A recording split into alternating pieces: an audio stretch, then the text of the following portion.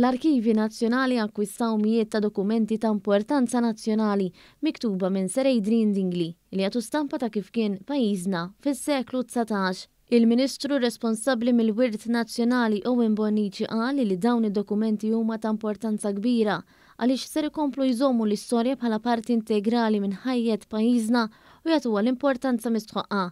Il-Ministru ringrazzja lil Dr. Albert Ganado u lill-familja tiegħu. Kien Dr. Ganado li ġabar din il-kollezzjoni u żamma fi stat tajjeb ferm. Din il-kollezzjoni hija l-akbar waħda mis-sitt kollezzjonijiet arkivistiċi li l-Arkivi Nazzjonali għadu kemm akkwista minn Dr. Albert Ganado.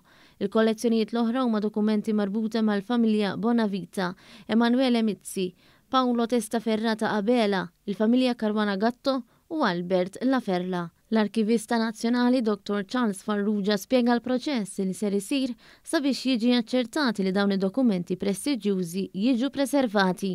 Il-proċess arkivistiku jfisser li jsir assessment tagħhom fejn tidħol preservazzjoni kemm bżonn x'interventi fuqhom isiru, però mbagħad hemm il-katalogar. Il-katalogar huwa importanti ħafna għaliex l-arkivist hemmhekk ikun qiegħed joħloq l-għodda biex ir-riċerkatur ifittex u jsib dak li jrid fihom. Preżenti għal din l-inaugurazzjoni kien hemm ukoll il-President tal-Kunsill Nazzjonali tal-Arkivi, il-Professur Raymond Manjon, li spjega aktar dwar kif kien Sir Albert Dingley u x'kontributta għal pajjiżna.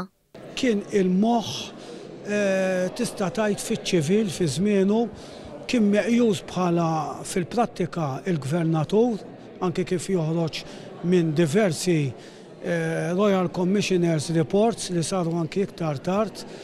Kien bniedem bravissimu ħafna u għen ħafna biex il-liġijiet tagħna isiru bl-Ingliż.